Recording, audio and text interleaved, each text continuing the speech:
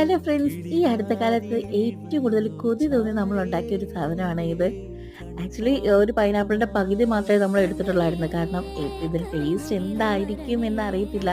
അപ്പം ഒരുപാട് എടുത്തു കഴിഞ്ഞാൽ ഇനി വേസ്റ്റായി പോവോ എന്ന് വിചാരിച്ചിട്ട്. പക്ഷേ എൻ്റെ പൊന്നു ഗയ്സ്, എൻ്റെ അമ്മയ്ക്കും അനിയത്തിക്കും എനിക്കും അടിപൊളിയായിട്ട് ഇഷ്ടപ്പെട്ടെ. നമ്മളിത് കഴിച്ച് കഴിഞ്ഞിട്ട് ഒരു ട്രിപ്പ് കൂടെ ബാക്കിയുള്ള പൈനാപ്പിൾ ഫുള്ള് നമ്മൾ ഒന്നുകൂടെ പൊരിച്ച് തിന്നു. അത്രയ്ക്ക് ടേസ്റ്റിയായിരുന്നു ഈ ഒരു സാധനം. ഈ പൈനാപ്പിൾ പൊരിച്ചത് നിങ്ങൾ ലൈഫിൽ ഒരു വട്ടമെങ്കിലും ഒന്ന് കഴിച്ച് നോക്കണമെന്നാണ് എൻ്റെ അഭിപ്രായം. അത്രയ്ക്ക് നമുക്കിഷ്ടപ്പെടും.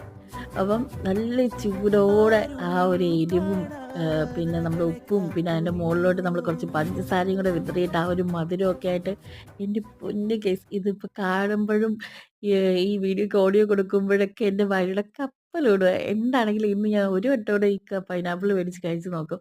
അത്രയ്ക്ക് എനിക്ക് ഇഷ്ടപ്പെട്ട ഒരു സാധനമാണ്. അപ്പോൾ ഇഷ്ടപ്പെട്ട എൻ്റെ വീഡിയോ ഒന്ന് ലൈക്ക് ചെയ്യണേ. അടുത്ത വീഡിയോ കാണാം. ബൈ.